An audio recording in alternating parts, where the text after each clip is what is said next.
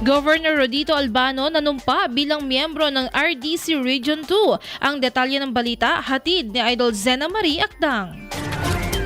Nanumpa si Isabela Governor Rodito Albano bilang miyembro ng muling binuong Regional Development Council ng Cagayan Valley para sa termino ng taong 2025 hanggang 2028. Kasama niyang nanumpa ang iba pang opisyal gaya ng mga gobernador mula Cagayan, Batanes at Nueva Vizcaya, gayon din ang mga regional director, alkalde at kinatawan mula sa pribadong sektor. Ipinahayag ni Governor Albano na hinihintay pa ng rehiyon ang itatalaga ni Pangulong Ferdinand Marcos Jr. bilang bagong chairperson ng konseho na siyang mamumuno sa mga susunod na taon. Pinarangalan din si Albano ng RDC ng isang plaque of recognition para sa kanyang matagumpay na pamumuno bilang RDC Chair mula 2019 hanggang 2025. Ayon sa kanya, ang mga nagawa ng konseho ay resulta ng kolektibong pagkilos at pagtutulungan ng lahat ng sektor sa rehiyon. Tinalakay rin sa pulong ang mahalagang usapin tulad ng pag-aproba sa midterm update ng Regional Development Plan, ang Long-Term Regional Physical Framework Plan at ang mga prioridad na programa gaya ng 4-piece employment at split project. Idol, parang bumibilis ba ang pagtanda?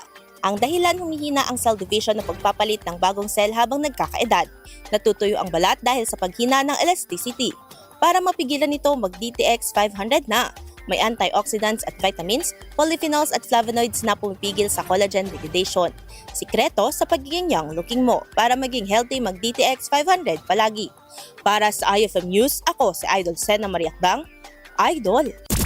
IFM News.